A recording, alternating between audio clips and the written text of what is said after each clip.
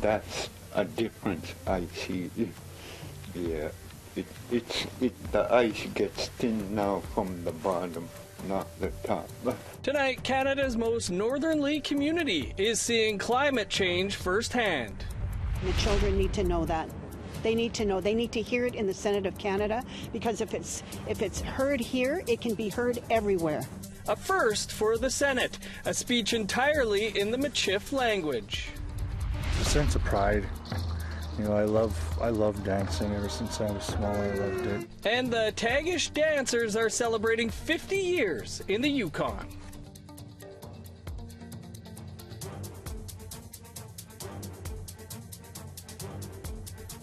Good evening, I'm Dennis Ward. Welcome to APTN National News. An almost half-century-old murder case has now been solved in Alberta.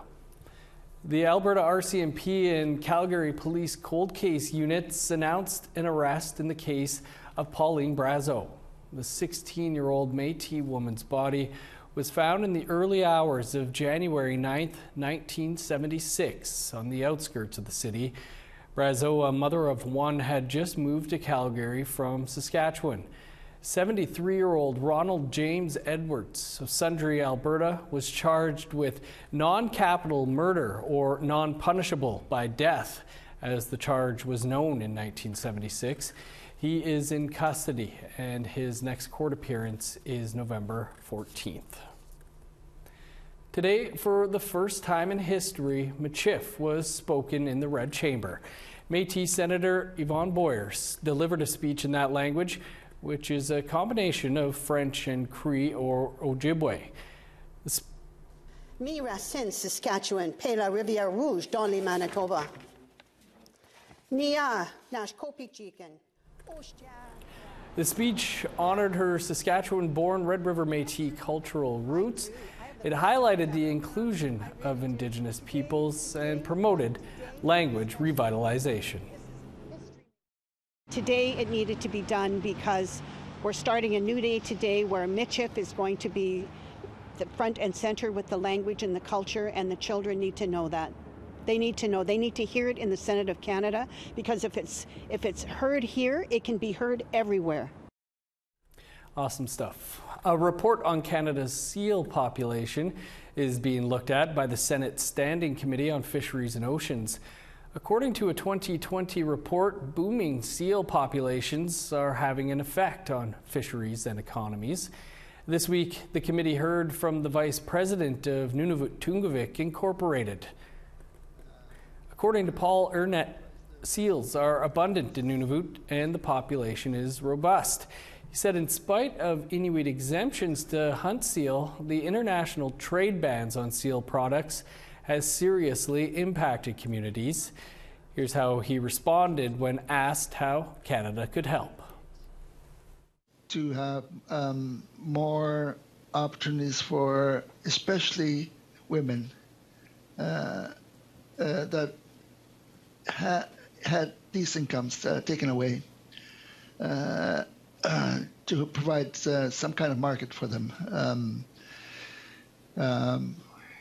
With like-minded countries that can buy our products. To the East Coast now, where almost 2,000 people from across Canada are in Halifax, Nova Scotia, for the National Conference on Ending Homelessness. The three-day conference began with a focus on Indigenous homelessness. According to the Aboriginal Housing Management Association of British Columbia, Indigenous people are 13 times more likely to experience homelessness than non-Indigenous people. Keynote speaker Margaret Foe is the CEO of Aboriginal Housing Management. She says the federal government needs to recognize the expertise of Indigenous organizations and leaders. It isn't a division of a piece of pie, it's all and you need to have all of the Indigenous leadership and the experts at the table to drive these solutions. If you fail to do that, any of their investments are going to have less of an impact than we could if we're all at the table driving those solutions as Indigenous people for Indigenous people. Climate change has had a wide range of impacts, from extreme weather events to forest fires. The results of warmer temperatures were on full display this summer, and the changes are bringing about an increasing impact on when sea ice freezes in the Arctic. Trevor Wright reports from Nunavut. Residents in Grise Fjord, Canada's highest community, say they're experiencing climate change firsthand. In 1985, it started to get different, and we couldn't really rely on the stuff that I talked about, go on the ice safely in the end of September. Mm-hmm. But it just got worse quite quickly. Mm-hmm. Now today, we can't be on the ice safely until after the third week of October. Hunters in the community say they have to be careful now more than ever because of these changing conditions. That's a difference I see.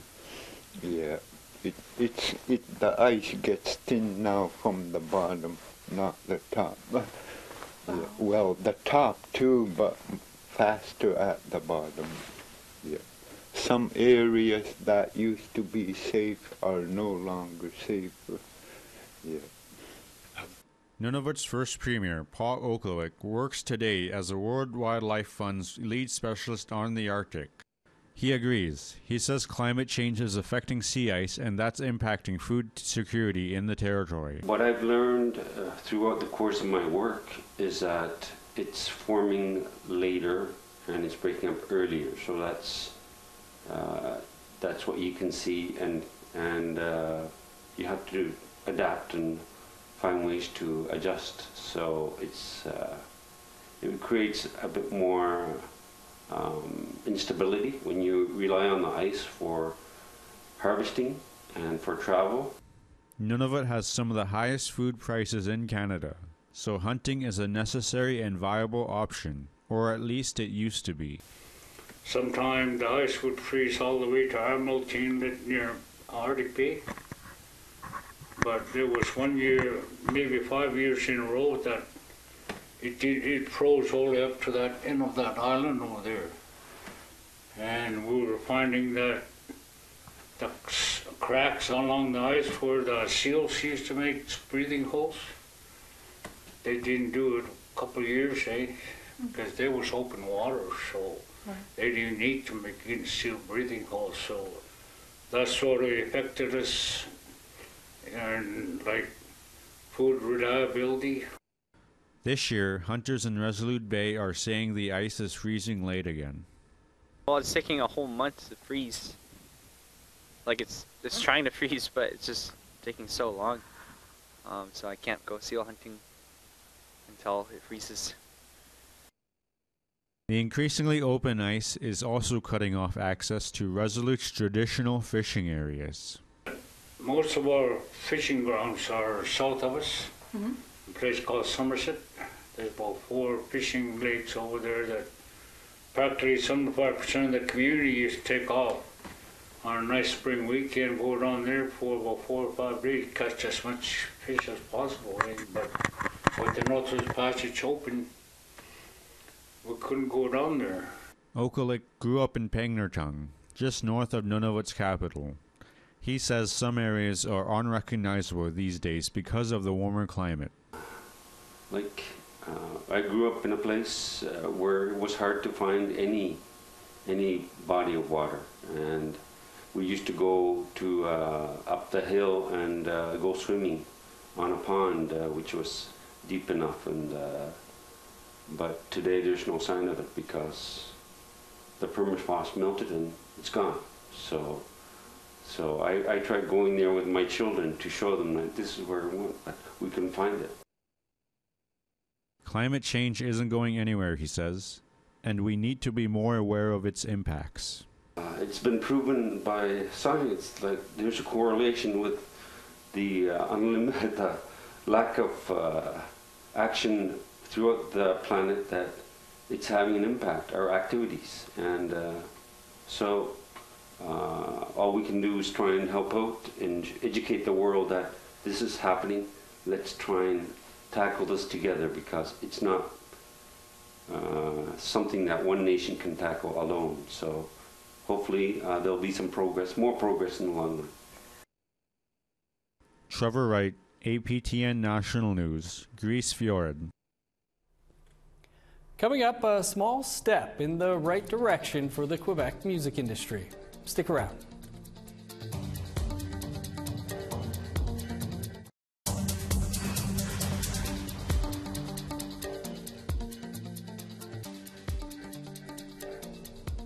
Welcome back. Innu musicians were recognized at Quebec's Music Awards, but according to them, there's still a long way to go in the industry before Indigenous music takes its rightful place in the province. Amelia Fournier has more. On demande aux radios commerciales de nous diffuser. On a besoin d'être entendu. Mathieu Mackenzie is in the band Matin and one of Makusha Music Inc.'s producers. He's calling for a broadcast quota of Indigenous music on the radio at Quebec's Music Awards Gala, or ADZISC. His group was nominated for Indigenous Language Album of the Year. Les diffuseurs, les salles sont là. Ils invitent de plus en plus d'artistes autochtones à performer dans leurs salles. La disque, il fait une belle place pour la musique autochtone. Là, ce qui manque dans tout ce rond-là pour bien compléter, c'est les radios commerciales. Katia Brock of Maliotenam was nominated for Indigenous Artist of the Year and Indigenous Language Album of the Year. Ça commence à changer aujourd'hui avec les festivals, avec le gala de la disque. Je pensais que l'industrie allait suivre, mais ça commence. Il y a beaucoup de travail encore à faire, mais je trouve ça le fun que des salles de spectacle, des diffuseurs nous invitent, nous, les Autochtones, à venir partager notre histoire. Toujours là à payer des dettes. Mathieu, a singer-songwriter from Weshat Makmaniutanam, was delighted to see several Innu musicians get nominated. Je suis content de voir à quel point il y a de la représentativité autochtone. Ce soir, on est quasiment en famille. He was nominated for Folk Album of the Year. C'est le fun de voir que on a notre place aussi. Tu sais, quand ça a été créé, j'ai eu un sentiment comme, bon, on va être enfermé là-dedans, tu sais, puis, tiens, ils ont leur catégorie, mais, tu sais, comme même Karen est nominée, elle, Karen, en album alternatif de l'année, tu sais, fait que, non, c'est un honneur. The winner of Indigenous Language Album of the Year, Shawit, for his album Nadagun, invited the other Indigenous artists on stage to receive his award. On aime montrer qu'on se supporte. On ne se sent pas vraiment en compétition l'un l'autre. On se sent vraiment comme chacun a son style de musique. On a chacun nos publics. Puis ensemble, je pense que c'est l'union fait la force. Puis c'est vraiment un moment qui c'est ça. Comme je dis, c'est pas juste moi qui ai gagné, c'est vraiment toutes nous autres. Shawit hopes that Indigenous music will be broadcast on Quebec radio stations. Écoute, je me sens très ému, très fier. Je considère que c'est pas juste moi qui ai gagné, mais c'est vraiment les nations autochtones. On nous laisse une belle place. On espère maintenant avoir une petite place dans les radios.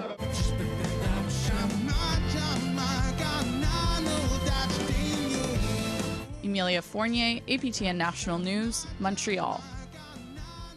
Turning to the Yukon now, where a First Nations dance group is celebrating its 50th anniversary.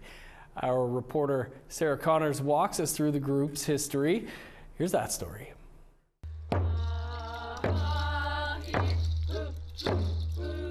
When Kevin Bain dances, he feels like he's dancing with his ancestors.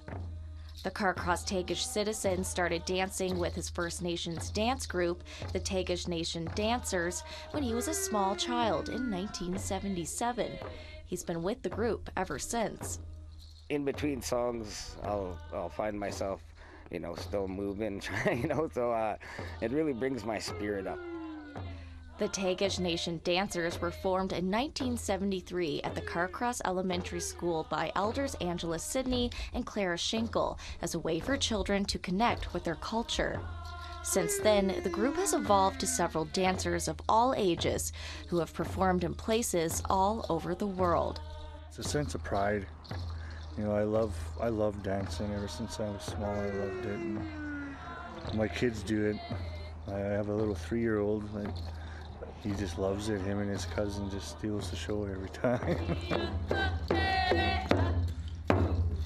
Now celebrating its 50th anniversary, there's been many changes along the way.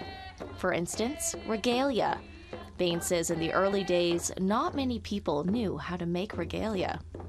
We've seen these tremendous regalias coming out, and then started adding the carvings and new drums, everything. So it's really evolved since I started in '73. For many in the group, dancing is intergenerational. Donna Lesna and Mom Carol have been with the group for decades. Now, Lesna shares the joy of dancing with her 4-year-old son, Jeremiah. It's amazing, and it feels so good seeing the little ones. Having the little ones dancing with us, drumming and bouncing around. They steal the show every time. For others, the group is a way to carry on traditional dancing for the next generation. So they have to know what we're doing here. They have to be a part of it. Once they get connected with it, then it's all them after that, right?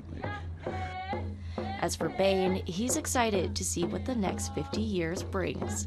It's been really great. I wouldn't change a thing.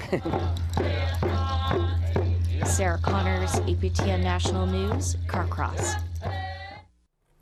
And a huge congrats to the Tagish Nation dancers on that incredible milestone. Now to the final part of Carly Schogner's series on the Arctic Circle Assembly that took place in Iceland. In this story, she speaks to Sami fashion designers about what inspires them. The assembly closed with arts and design showcases, including Norwegian Sami fashion designers. Each Got Me piece has like a unique Sami story to it. And with these outfits, we are telling stories through the material, because this is made out of reindeer leather. Reindeer herding is a well-known Sami tradition, which is something we wanted to highlight with these clothes. The co-founder says GoBme outsources reindeer hide from Finland and uses decolonizing and LGBTQS artwork. For example, this embroidery is of a naked woman wearing a Sami women's horn hat that were once banished by mainstream society because they said that the devil lived inside the horn of it. So they called it the devil's hat.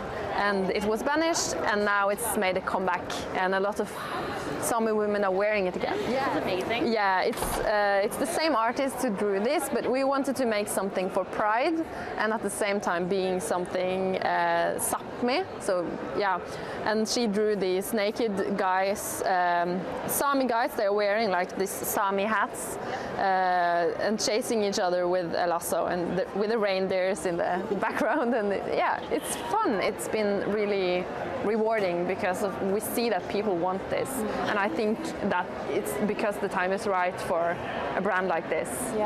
People really want diversity, and they kind of connect to the value of that, I think. So it's like so much bigger than just a Sami brand. For many, the assembly is preparation for December 3rd's United Nations Climate COP28 being held in Dubai, a priority to listen to the voices across the Arctic, living the climate crisis and the innovation and solutions found within. Next year's Arctic Circle Assembly is October 17th to 19th. Carly Schogner, APTN National News, Reykjavik, Iceland. Time for one more quick break, and then a UFC superstar visits First Nation in Manitoba. Stay with us.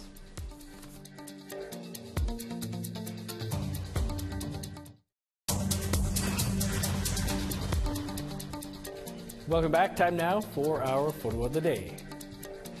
And David Allen managed to capture a photo of an elusive double rainbow. I've seen quite a few of them on Vancouver Island over the weekend. He says he managed to spot the 2 double rainbows on the same day. That I haven't done. Great photo. Thanks for sharing, David. Keep those great photos coming. You can email us at share@aptn.ca, and you could be featured as our next photo of the day. Now let's take a look at Friday's weather forecast. Starting on the East Coast, +8 in Halifax, 7 above in Fredericton. -10 in Kuujjuaq, 3 below for Nain. +7 in Montreal, -3 with snow in Chibougamau. +2 and flurries in Sault Ste. Marie, snow and 1 in North Bay. 0 with snow for Thunder Bay, -3 with flurries in Sioux Lookout. 7 below in Churchill, 0 in God's Lake. -1 and snow for Winnipeg, +1 in Barons River. -6 in Regina, +4 in North Battleford. 3 above in Meadow Lake, 0 for La Ronge. In northern Alberta, +1 in Fort Chip, 2 above in Fort Mac. 7 above for Edmonton, +8 in Lethbridge. 10 with showers for Vancouver and Victoria. 6 in Prince George and Smithers, 0 in Fort Nelson. +1 with snow in Whitehorse, 10 below and snow in Old Crow. Sunny and 0 for Yellowknife, -11 in Norman Wells. -16 in Sachs Harbor, 8 below in Pawatuck. -10 in Chesterfield, snow and 14 below for Baker Lake. -23 with snow in Resolute, 17 below in Arctic Bay.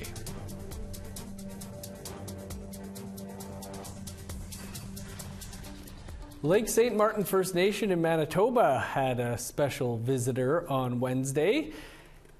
3-time UFC welterweight title winner George St. Pierre visited Lake St. Martin on Wednesday, where he was gifted a beaded medallion and a star blanket after he shared his success story with youth in hopes of inspiring them to work towards their goals. The community was displaced following the flood of 2011. Lake St. Martin is currently rebuilding in a new location. In a news release, a community spokesperson says the visit will help bring positivity.